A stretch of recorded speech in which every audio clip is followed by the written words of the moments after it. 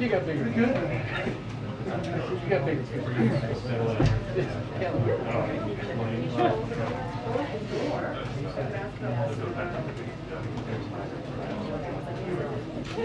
Hi, everyone. Hi. Good afternoon.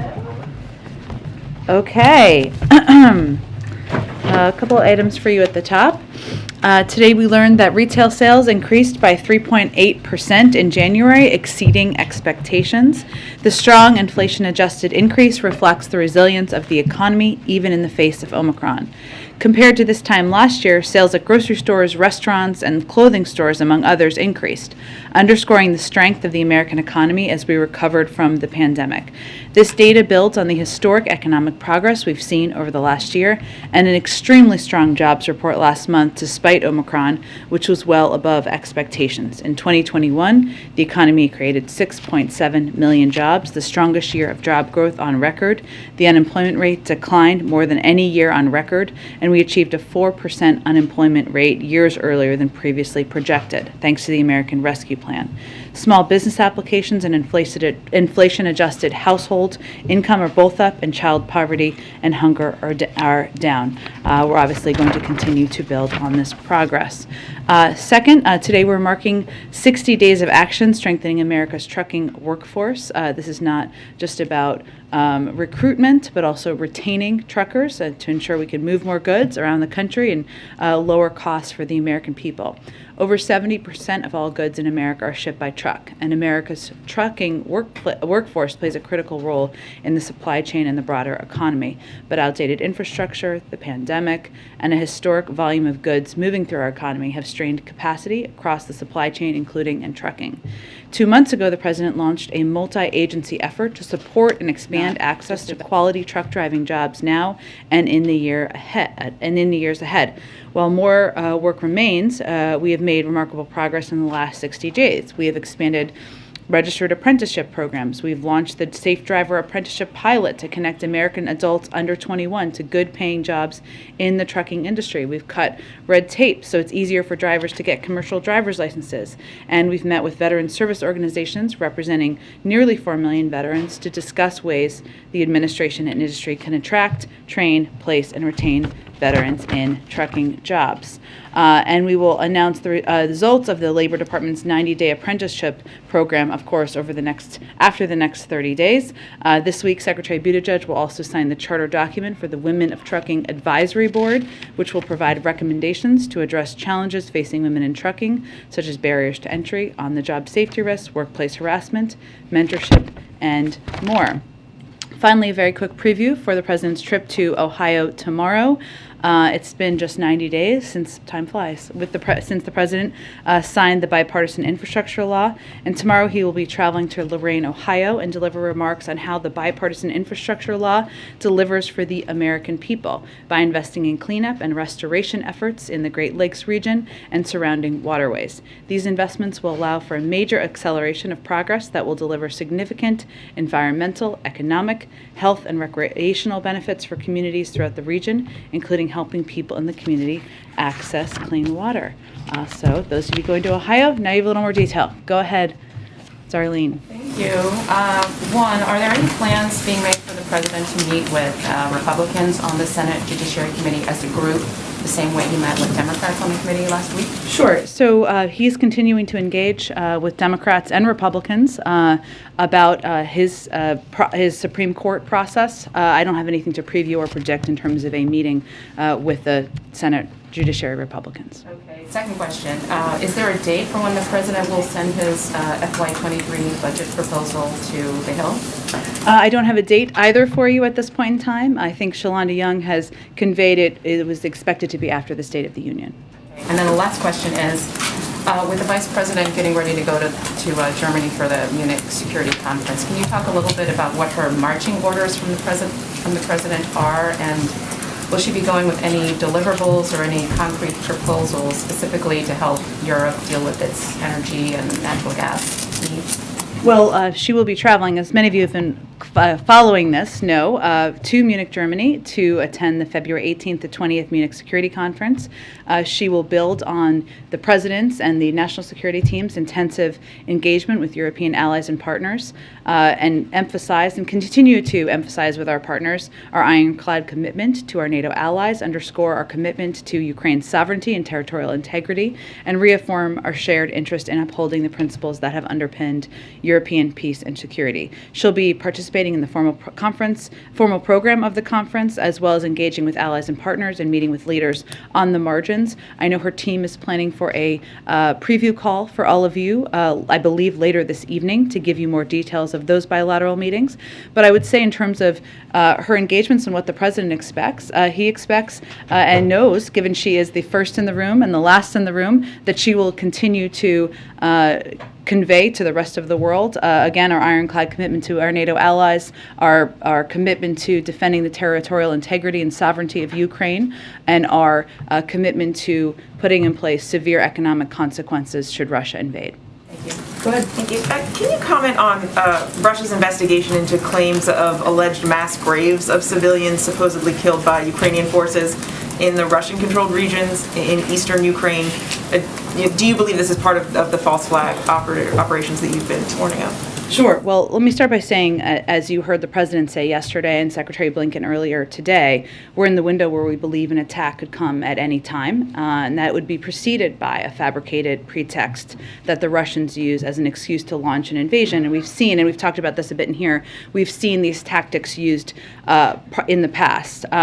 So those could include, but not be limited to, the report you just referenced, claims of provocation in Donbass, false state media reports, which I think everybody should keep their eyes open and aware of that potential, faked videos, false accusations about chemical weapons, or accounts of attacks on Russian shoulders that have not actually occurred. So there could be a range of false flags and pretexts that we would expect would precede an invasion, and again, we remain in that window.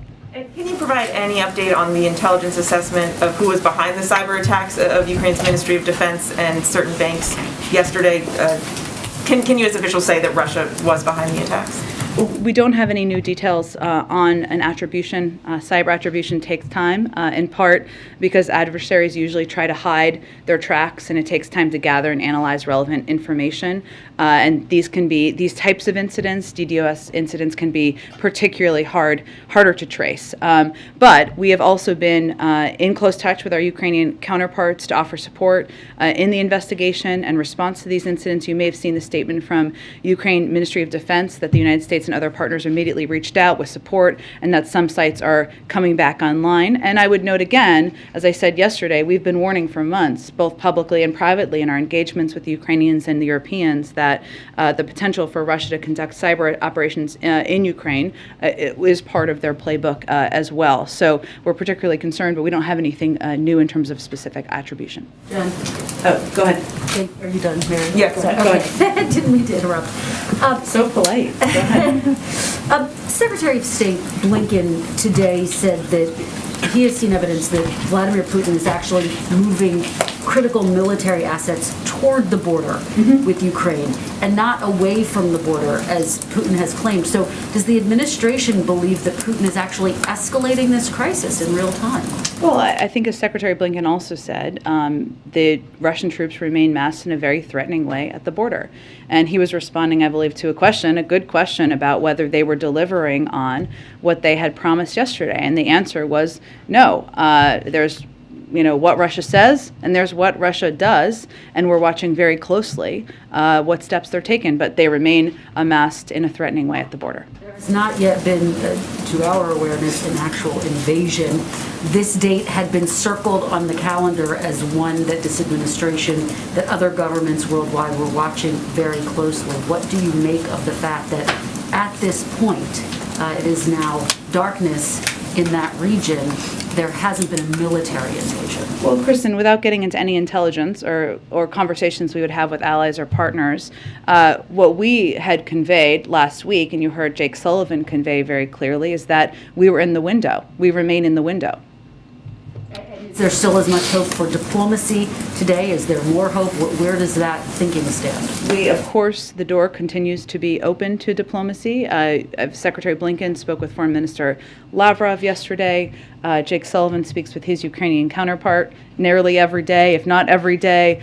We remain. The president, of course, is going to speak with Chancellor Scholz later this afternoon. So it is moving forward diplomatic conversations on many channels. Follow up to a question you got yesterday about a potential gas tax holiday. You said all options were on the table. Can you go a little further? Are there actually discussions going on between the White House and Democrats on Capitol Hill about moving forward with the gas tax holiday? Well, I also said yesterday no decisions have been made, and that remains the case. So we always have an open dialogue with members of Congress, and all options remain on the table. Go ahead. One housekeeping thing first. Speaking of Secretary Blinken, he was at an event earlier today here in town and said he was cutting his time short there in order to have a meeting with the boss, the president. Was something added to the schedule this afternoon, or is there something forthcoming?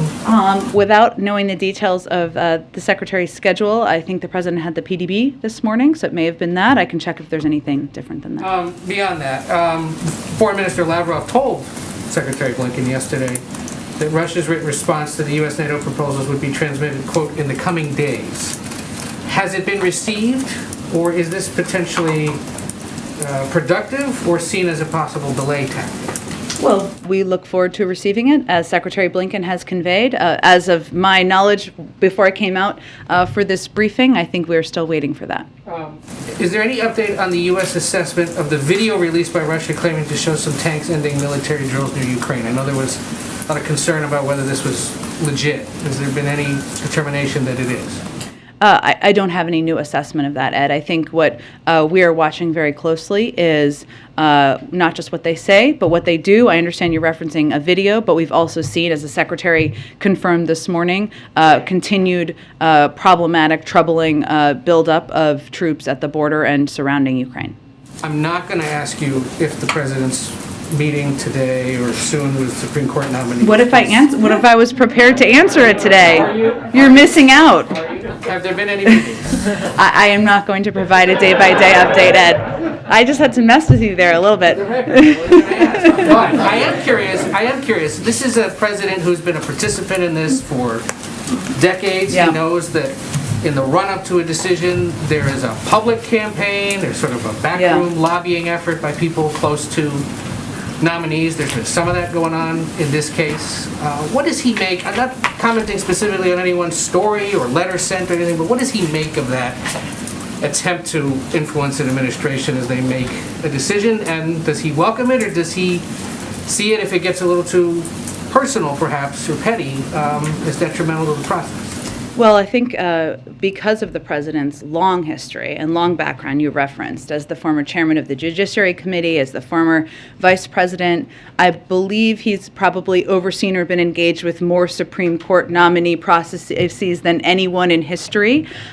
He is not going to be swayed by public campaigns or public sniping or lobbying efforts. He is going to pick an eminently qualified black woman to nominate to the Supreme Court, and he has a number of potential choices that he's very excited about. Just real quick on this, the Club for Growth is now running ads in English and in Spanish targeting Latino audiences and suggesting that the president's focus on nominating a black woman to the court versus qualified Latino judges, and they list a few in their ad, is racist.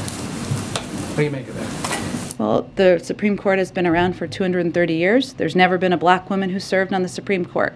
The president believes that's a problem with past processes and not a lack of qualified black women to serve on the Supreme Court. There are also opportunities, perhaps in the future we'll see, to nominate others. We don't know at this point in time, but the president is proud of the range of credible, qualified candidates he's looking at, and looking forward to making an announcement soon. Go ahead. Thank you. A quick follow-up on the cyber stuff. Would the U.S. consider a disruptive attack against Russia similar to the DDoS one right now being waged against Ukraine? So say that one more time. I'm sorry, if the U.S. would consider like a distributed denial of service attack, like when it's talked about potential cyber responses, is that one of the potential options? Like in terms of what we would do in response? Yes. I'm not going to outline or detail what options the president would have at his disposal. Again, he can take any step of seen and unseen. He has the right to do that, but we have not even made an attribution at this point in time. Russia's lower house of parliament voted on Tuesday to ask Putin to recognize the self-declared Donetsk and Luhansk People's Republics. Blinken said today that that move would necessitate a swift and firm response from the United States in full coordination with allies and partners.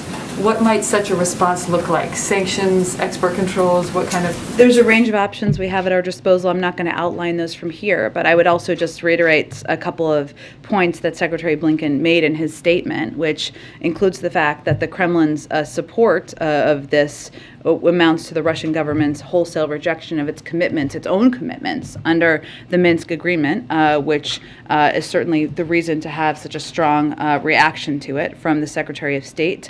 And enactment further undermines Ukraine's sovereignty and territorial integrity, constituting a gross violation of international law.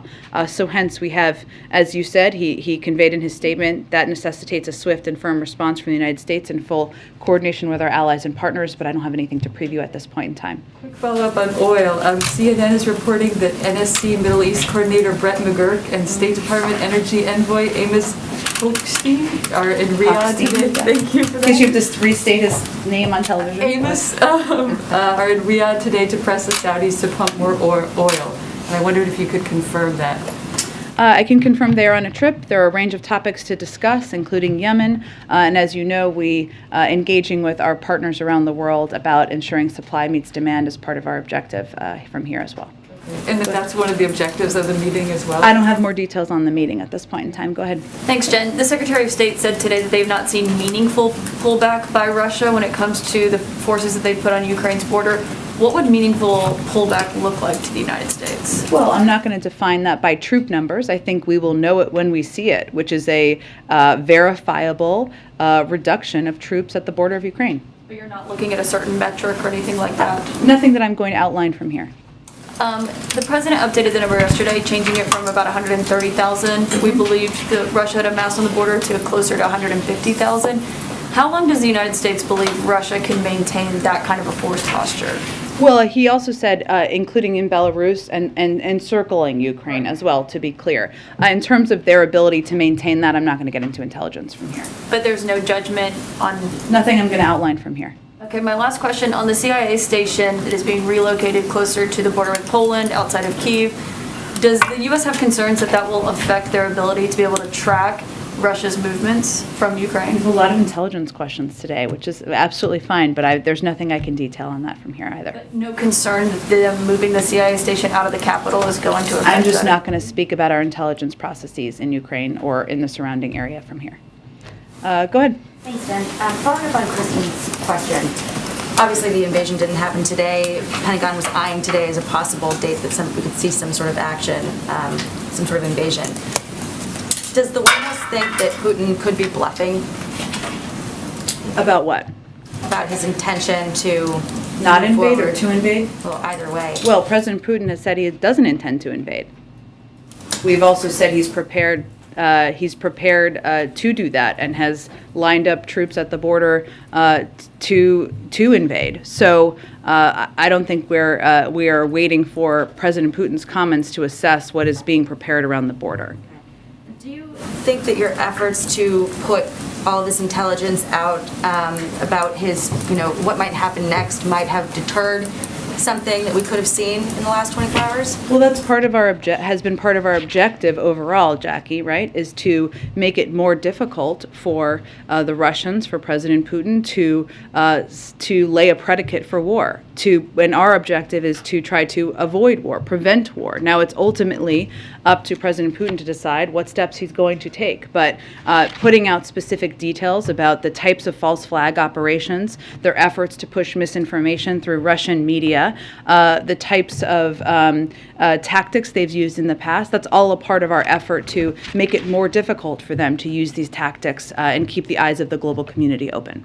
Has this whole standoff underscored the importance of NATO allies spending 2% of their GDP toward defense? Is that something that the White House will be pressing in the future from our allies? That's something that the president pressed for when he was vice president. And then can I ask about a second topic, the Durham investigation?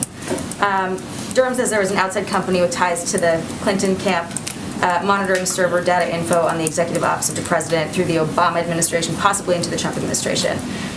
Do you know if there's still a system picking up server data on the EOP, and if not, when it stopped? Again, I know you asked my colleague a few questions about this the other day, but I would point you any questions about this to the Department of Justice. And then is what was described in the filing there, monitoring internet traffic, is that, generally speaking, would that be considered something along the lines of spying? Again, I would point you to the Department of Justice. Go ahead. Jen, thanks. Is the U.S. confident at this point that all intelligence and sensitive material has been removed and destroyed from the U.S. Embassy in Kyiv? There's obviously steps every embassy takes when they move or relocate, but I'm not going to get into those details from here. I'd point you to the State Department if there's more they'd like to share. And oil prices are nearing $100 a barrel. It's a milestone that hasn't been reached since 2014. What steps is the administration taking at this point to deal with high oil prices? Have you been talking to allies about a coordinated global release of oil? We have been in touch with allies and partners, suppliers out there on the global stage for weeks now in preparation for a range of impacts of, in anticipation of an invasion or actually an impact of an invasion, both for natural gas and oil prices on the market. We will continue those engagements, of course. As I've said, and I said yesterday, for the president, all options remain on the table. As you know, in the past or recent months, he tapped the Strategic Petroleum Reserve, 50 million barrels. Those have been released over the course, or 40 million of them, I think, to date have been released over the course of time. We also remain, of course, engaged with Congress and countries around the world about how to meet the demands out there. One more. The president urged Congress this week to act on gun control at the anniversary of the Parkland shooting. It's been 5 months now since David Chipman's nomination was withdrawn. What's the current timetable for nominating an ATF director? Well, we certainly would love to have an ATF director in place for the first time in, I think, a decade. Someone confirmed, and unfortunately, obviously, David Chipman was eminently qualified for the position and was not able to move forward. And the president would like to nominate someone to replace him, but I don't have anything on the timeline. Go ahead. In an effort to pry the window open a bit wider into the president's thinking on the Supreme Court. Sure. What is the thinking here about some of the pushback that's been aired on the left with respect to Judge Michelle Childs in South Carolina? Does the president reject that criticism that she hews too, or has hewed too closely to corporate interests? Well, I think with some of the criticism I've seen out there is related to her labor record. If you look at South Carolina, the AFL in South Carolina endorsed her and has been supportive of her. I think the president, in response, or just to go back to Ed's question, which I think is similar, the president is not interested in public griping or in lobbying campaigns or efforts to trash other candidates. He is going to keep his blinders on, look at the qualifications, the cases, the backgrounds, the credentials of these eminently qualified nominees. All of the ones he's considering would make excellent qualified Supreme Court justices, and that's where his focus remains. On background and qualifications, how important is it to the president that his choice have served as a public defender? Again, I'm not going to get into any more specifics of the qualifications. You have a short window left before you will know probably who he is selected, and you will have more, I'm sure, analysis to do at that time. Go ahead. Thanks, Jen. On the stalled Fed nominations in the Banking Committee, Chairman Brown said today that he's refusing to move the other picks separate from Sarah Bloom Raskin. He also said that he spoke to President Biden and that President Biden is standing by Senate Democrats on this. So is the White House backing that strategy of holding all the nominees up and essentially waiting for Republicans to show up at the Banking Committee to vote? Absolutely, and I was in the Oval Office when the president spoke with Senator Brown, so I can confirm, not that there was any doubt, that he conveyed exactly that to the senator, that he agrees that Republicans are AWOL on the fight against inflation, and at this pivotal moment in our economy, everyone understands we need a full Federal Reserve Board, the first one in nearly a decade to tackle inflation and bring prices down for American families. So no, we are not advocating for splitting the nominees. We support Chairman Brown's decision to keep all 5 on the Fed board pushing them forward through the committee, and we believe Republicans need to do their jobs and show up to vote for these nominees. You've spoken about the urgency with inflation and other issues facing the Fed, but given that Republicans have shown no signs of bending and that the Senate is poised to go on recess by the end of the week, I mean, how likely or unlikely is it that we're going to see a vote before the end of the month on these nominees? Well, I would point you to Chairman Brown for that. He is very committed, and I'm sure, and I think as you've seen him publicly, he can be quite a bulldog when he wants to get something done. So we support his efforts to get these 5 nominees forward. There's a couple days left, and all we're asking is for Republicans to show up and do their job. They can vote against people, but not showing up is not delivering on the commitment you made to the American people when they elected you. Lastly, on that issue, Senator Toomey was at an event where he said he believed the Fed was basically able to perform at full strength even without the confirmed nominees. Your reaction to that? I think there's no question that having a full federal board fighting inflation at a time where that is the stated #1 concern of many Republicans, many Democrats, and many in the American public would be the ideal scenario here. Go ahead. You said a couple times just now that the president's not going to be swayed by lobbying efforts, but I'm wondering if that's the case, what does he make of Congressman Clyburn's pretty aggressive push for one specific judge, Judge Childs? Does that count as lobbying? Is the president listening to that? This is obviously someone he has in high esteem and is close with.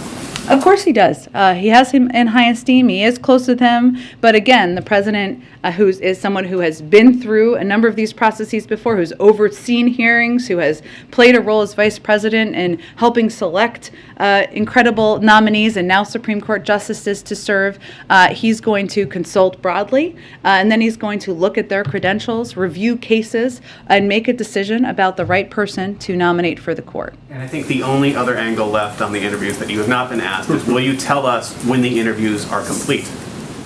Unlikely. I will tell you, the president will tell you when there's a nominee. The good news is March 1st is around the corner. So, we remain on track and you don't have too much longer to wait. Go ahead. Thanks. Last night, voters in San Francisco voted to recall 3 school board members. I'm wondering if the White House has any reaction to that result. Sure, we of course did see that. We don't have any reaction directly to the decision by the local school board, but I would just reiterate that the president's objective has been keeping schools open from the beginning. And now at this point in time, 99% of schools are open, in large part because of the funding in the American Rescue Plan and efforts that he and his Secretary of Education undertook to ensure schools had the resources and the information needed to keep schools open. We understand where parents are coming from when they want schools to be open as well, and the president recognizes the mental health impact it has on kids for them not to be open. So we don't have any specific comment on the local decision about the local school board leaders, but that remains the president's objective. And on education more broadly, we saw that be an issue in the Virginia gubernatorial race. Obviously, this is the issue here in San Francisco. I'm wondering what the White House or the president's message is to parents about, you address school reopening, but more broadly, some of the issues that we've seen play about equity, about curriculum play in some of these electoral races. Well, tell me more about specifically. In San Francisco, specifically, there was controversy over the renaming of schools. There in Virginia, conversations about critical race theory. I'm wondering whether the White House or the president thinks that some of these school boards, maybe in San Francisco and other places, have moved too far to the left, adopted liberal policies beyond what voters seemingly approve of, or just more generally, how the president thinks of education and some of these issues around equity and inclusion. Well, I would say first that the president is married to a teacher, so he certainly trusts in the role of teachers and educators across the country and the kind of curriculum that they are providing. I'm not going to have any specific comment on any local school board or the politics of school boards as it relates to any political race either, though. Go ahead. Okay, go ahead. Thanks, Jen. Going back to the Senate Banking Committee, would the White House support a rule change to allow the Senate majority to discharge a nomination directly from committee, as they do with legislation? I believe that I would really point you to Chairman Brown's team in office. I think they have spoken to this and conveyed, I don't think that there is a path forward for that, but I would point you to them for any comment. And yesterday's Secretary of State Antony Blinken said that he was, quote, troubled by new charges that are being brought against Russian activist Alexei Navalny. Would the White House consider, in consultation with its allies, potentially sanctions on individual leaders, maybe in Putin's circle, to stop this, or other efforts that you all could do to help Navalny and the Russian opposition? There are a range of sanctions under consideration on his inner circle. And then finally, congressional Democrats, again, are talking about student loan cancellation. Alexandria Ocasio-Cortez discussed this earlier this week, and Senate Majority Leader Chuck Schumer has also talked about the importance of canceling student loan debt. Why is this not an issue that, with broad public support and support within its own party in Congress, has the president not worked or pushed harder on to cancel? Well, the president has conveyed he'd be happy to sign a bill into law that all of those members could work to get passed. And then finally, yesterday marks the 30th House Democrat to announce their retirement from Congress. Is the White House at all concerned that this is indicative of a political climate in the broader country, in his own party, and could simply the retirements of very senior Democrats on the Hill potentially have implications for the White House's domestic agenda? Well, as you know, I have to be a little careful. I've learned my lesson the hard way about talking about politics from up here. There are a range of retirements every cycle for a variety of reasons. And what we're focused on is working with members to deliver for the American people. And we expect that anyone who's going to be out there answering questions to people who may vote for them in the future, that they will hopefully talk about the work they've done with the president to create the greatest 12 months of job creation in our nation's history, the largest drop in unemployment rate on record, the largest reduction in childhood poverty ever, the strongest economic growth this country has seen in nearly 40 years. So there's a lot we're going to be focused on. The president himself has conveyed he's looking forward to being out there when it's time for a political season, but beyond that, I'm a little limited in what I can convey from here. Go ahead. I actually do have something. Okay. One thing. Go ahead. I think circling back to something I think we asked Corinne about a couple of days ago, but Sure.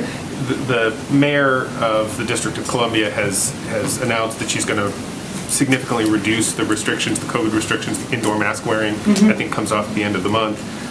The requirement to show proof of vaccination has ended, I think, as of yesterday.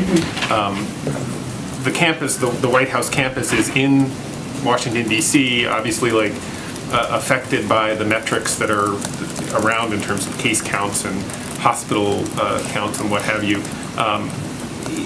Does that, are you guys going to follow some of the recommendations that the mayor has put out, or are you going to wait for the CDC to make their recommendations before you change any of the activities on this campus? We'll wait for the CDC, and they've said, and I know you had a COVID briefing a little bit earlier today, that they're continuing to review mask guidelines and how different communities in the country should assess them, but we'll wait for the CDC to make any changes here. And on the Supreme Court, I think I've thought of one more way. Okay, go ahead. Which is only to say that when the president said the other day that he was considering about 4 nominees, did he mean 3? Did about 4 mean 3? The president meant about 4, and I don't have anything further to add to that. Go ahead. I'm sorry, I actually do have another way to get at that. Go ahead. With the president traveling tomorrow, could you rule out that the announcement would come this week, and would you flesh out more details on what you expect the announcement to look like? Sometimes we've seen them take place in prime time with events in the East Room. Is that what the president's looking at for his announcement? We don't have any details on that to preview at this point in time. I have to try. I appreciate it. Go ahead. And on the state of California, a couple of California-themed questions for you. So the EPA is finalizing a rule that would give California a waiver and the authority to set its own emissions standards. Why does the administration think it's important for California to have the ability to set its own emissions standards? This is a great question. I know I have something on this, but I don't have it in front of me, so let me get to you after the briefing. Absolutely, and to follow up on that though, even with the waiver, California is expected largely to stick to the Biden administration standards, but the president has indicated in the past that he does look to California on these issues. So if California were to institute stricter standards, say on either heavy-duty vehicles, for instance, would that be something that the administration would seriously consider mirroring? It's a good question, but I don't have anything to predict or preview on that front. Obviously, the president's objective remains lowering emissions in the country and reaching his ambitious climate goals that he's set. But in terms of what future steps look like, I don't have anything to predict at this point. Last one on California, but not on emissions. Okay. Okay. President Biden has been supportive of Governor Gavin Newsom in many instances. Does he support Governor Newsom's decisions to drop the universal mask mandate in California, even as masks continue to be required in California schools? Well, there are a number of states who have made decisions, not just California, and announcements. And what we've said, and I can repeat, is that we will continue to look for and abide by CDC guidance from the federal government. That's what we will follow. But different leaders will make decisions based on what they think is best for their communities. Go ahead. Great, thank you. One more on SCOTUS. Okay. Try. Go ahead. It is a new tactical maneuver. Senator Grassley, the ranking Republican on the Judiciary Committee, today told reporters on the Hill that he is under the impression that President Biden is doing interviews this week. Can you confirm or deny what Senator Grassley said? We said as early as this week. That's all the detail I have for you. Afghanistan. This week marks 6 months since the withdrawal from Afghanistan. From this podium, Jake Sullivan told us that the commitment to allies there is sacrosanct. The administration committed to doing everything it could to get our allies out, but tens of thousands of allies, hundreds of thousands, if you include families, including the SIV, people in the pipeline are still there and struggling. What exactly is the administration doing to get them out? Because on the ground and from Congress, my sources say they think you're doing nothing. Well, I would say that we have successfully helped, I can get you the specific number, but I believe it's hundreds, depart from Afghanistan. Partners, allies, people who have stood by our side since we withdrew from Afghanistan at the end of August. We've worked in partnership with allies and partners in the region, including the Qataris, where we have our diplomatic presence. We are the largest contributor of humanitarian assistance of any country in the world, which we continue to provide through proven third-party aid organizations as well. And flights just resumed, I think a couple of weeks ago, through Qatari Airways, and that will also play a role in helping. But we remain committed to working with our partners in the region and to helping those who want to leave Afghanistan who have been serving by our side for 20 years to help do that. Could you help me? I can follow up, get numbers on women in particular. I would point you to the State Department, and they would have any details on specific numbers. Go ahead. Thank you, Jen. The British Prime Minister said that Russia is sending mixed signals or messages. They said they're open for diplomacy and they keep on building the military backup on the border. Does the White House believe actually that the Russians are using deceitful tactics? And can you update us on the talks in Vienna or Iran talks? Do you think that we're closer to getting a deal? You yourself said that February is a vital month. This is crunch time. So on the first question, as Secretary Blinken said this morning, there is what Russia says, and then there's what Russia does. And we certainly believe that they will continue to use false flag operations, efforts to deceive, lay a predicate for war, which is why we have been putting out as much information as we can on that front so that the world is aware and knows what to look for and watch for. And we do that, of course, in partnership with our allies around the world. As it relates to Iran, I believe they're still in the 8th round of negotiations. Of course, as we've said in the past, we would certainly support efforts or the opportunity to have direct engagement with the Iranians. We've said that a deal, our focus remains on a deal that addresses the core concerns of all sides. And if it's not reached in the coming weeks, as we've said before, but this remains the case, Iran's ongoing nuclear advances will make it impossible for us to return to the JCPOA. So bottom line is, under the JCPOA, Iran's program was tightly constrained and monitored by international inspectors. Since the previous administration ceased U.S. participation, Iran Iran has rapidly accelerated and reduced cooperation, and that is hence why we are where we are. But they are continuing to engage. Of my last update on this, but again, I'd reiterate that the president has asked his team to to put together a range of options in the event those need to be considered. Go ahead. Yeah, thanks. Jen, so on Monday was the 1-year anniversary of the Phase 1 trade deal with China going into effect. Written into that deal is very specific enforcement language. So when does the administration trigger that language against China because they haven't lived up to that agreement? Well, so the Phase 1 trade agreement that the president, I think that's not exactly accurate as my understanding of what the status of this is at this point, or what anything that's triggered or not triggered. It's not an automatic trigger, but there is specific language in there as to what the enforcement is. Well, so first, when he was running for president, the president made clear that the Phase 1 deal did not address the core problems with China's state-led economy and harmful economic practices. USTR, since that period of time, has been making a concerted effort to see if China will show serious intent to make good on their purchase commitments. But the fact that they have not met those illustrates the limitations of the framework we inherited. They're still in discussions about them. So I don't have kind of an update on that. I would leave that to Catherine Tyre, Ambassador. Is there a sense of urgency now that China and Russia are moving closer together? Well, that has been the case for some time now.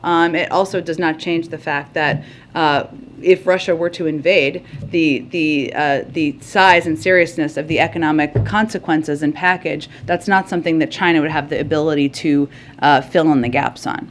Thanks, Jen. Okay. Oh yes, I got to go. Really, why don't you do the last one? Thank you, Dan. Climate change, a complete change of topic.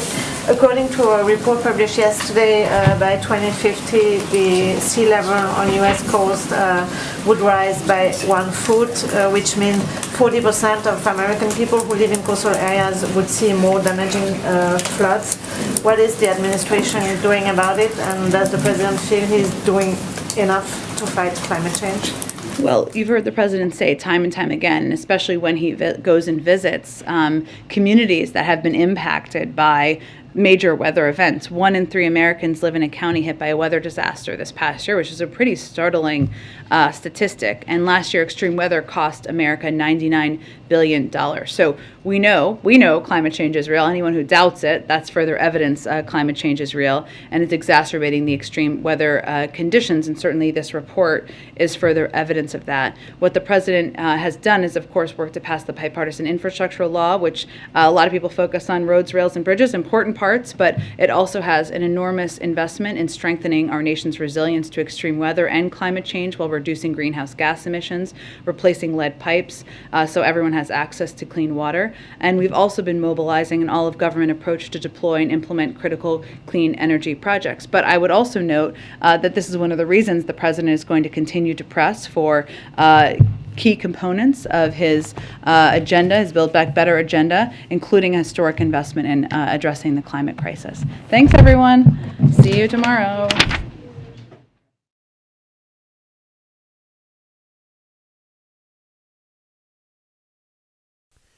All right, folks, thank you so much for joining us here at Golden State Times for Jen's White House press briefing. As you guys saw, she was terrified of answering any questions regarding the Durham report, any new information that came from that. Now, we have a bunch of interesting stuff here in the news, folks. We're going to update everything on our website, goldenstatetimes.com. So if you haven't checked out our website, go check it out. www.goldenstatetimes.com. Now, I know a lot of our viewers and followers here on social media and here on YouTube are very fond of that alternative social network called Getter. I don't know why they chose that name, but Getter. So the Chinese billionaire that funded Getter, that started Getter, has now filed for bankruptcy. It says the Chinese financier behind Getter has filed for Chapter 11 bankruptcy on Tuesday. It is actually Tuesday going into Wednesday. He filed it at midnight pretty much. We reported it last night. I don't know if you guys follow us on Twitter, but if you don't follow us, at Gold State Times, we reported when the filing went live, we reported that he had filed for bankruptcy.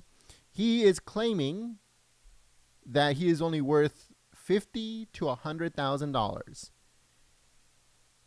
It says the move comes just days after a New York judge ordered that Chinese billionaire to cough up $134 million in fines for moving a super yacht. I don't know if you guys remember that super yacht. That's where Steve Bannon got arrested from, out of U.S. waters amid a lawsuit brought by his Hong Kong creditors.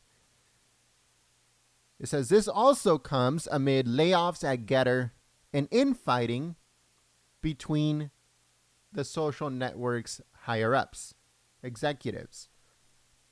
So it looks like Getter is going down in flames, and now it has no money because this Chinese billionaire is out of money.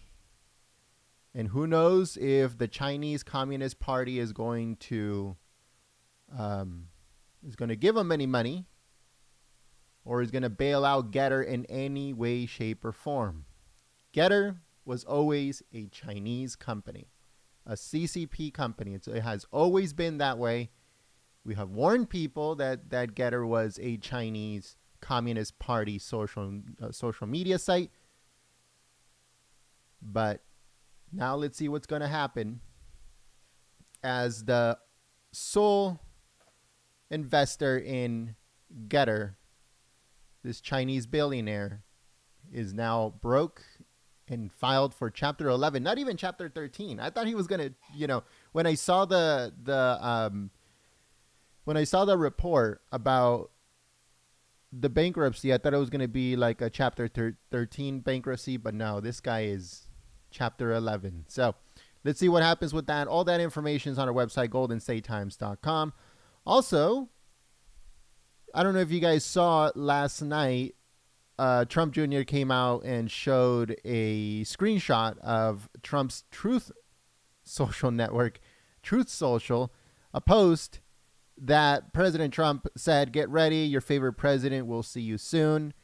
And he posted that screenshot. And a lot of people are clowning President Trump because it looks exactly like Twitter. To the T. Even the handle looks exactly like Twitter. His picture looks like Twitter. The handle looks like Twitter. The whole thing looks exactly like Twitter. And a lot of people are saying Trump's Truth Social network just appears to be a Twitter knockoff. And this is at the exact same time as Trump is suing Twitter to get back on Twitter. So since Trump got banned from Twitter, he has been suing Twitter to get back on the social network. Even though he has said that social network is garbage, it's, globalist and, all this other stuff. He's saying a bunch of negative things about Twitter, yet he's suing to get back on it. And now he made Truth Social to look exactly like Twitter. So let's see what's happening with that. A lot of people are making a lot of fun of him because he wants to get back on Twitter so bad that he's willing to make Truth Social look exactly like Twitter. But yeah, so, Truth Social is coming. They said around March, at the end of March, that's when they're set to release Truth Social. That is if, nothing gets in the way. Another thing in the news right now, it says Biden plans annual COVID shots. Just like the flu shot, it's every single year. It says FDA executive officer on hidden camera reveals future COVID policy. Biden wants to give the shot to as many people as possible, and they'll have to get an annual shot. So it says FDA executive officer Christopher Cole said in a video, quote, "You'll have to get an annual shot, COVID vaccine. I mean, it hasn't been formally announced yet because they don't want to. Like, it'll rile everyone up." So it says, Cole said regarding Joe Biden, Biden wants to inoculate as many people as possible. and they want to do it on a yearly basis.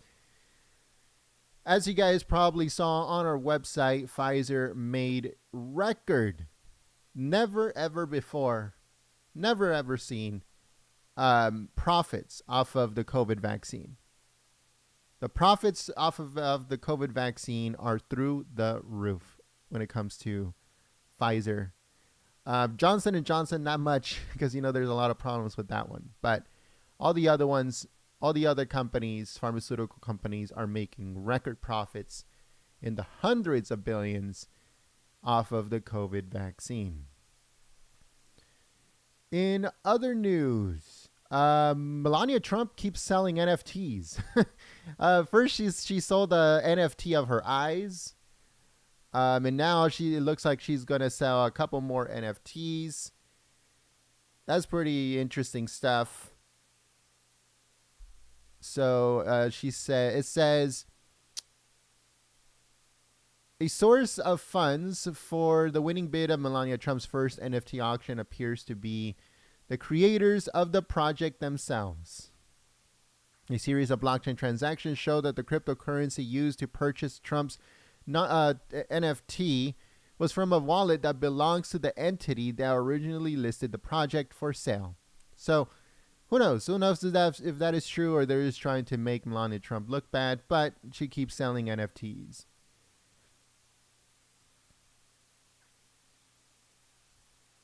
So, that and I didn't get that. Could you try again? Sorry about that. That and a bunch of other things are going on right now, folks. We're going to be updating everything on our website, goldenstatetimes.com. Again, that's www.goldenstatetimes.com for more information and everything else in between. Thank you so much for watching us here on YouTube, and we hope that you join us on the next one. Thank you so much to everyone that shared the stream, that give it a thumbs up. And if you are new to the channel, we encourage you to subscribe and click that notification bell. We also uploaded a video if you guys want to go and check it out. It's on our website right now. On YouTube right now. We're also going to be putting it up on our website. If there's any more live streams, we'll be live in just a little while. If not, then we'll see you guys tomorrow as Biden is heading out of the White House, and he's going to be delivering some speeches tomorrow as he travels the country. Thank you so much, folks, and we'll see you soon. Peace. I also want to give a big thank you before I end the stream. I want to give a big thank you to the moderators for being awesome, keeping the chat clean and enjoyable for everyone, and to everyone that tuned in yesterday and tuned in today. Thank you so much for your continued support. Thank you so much, folks. Have a blessed day. God bless every single one of you, and I will see you very soon. Have a blessed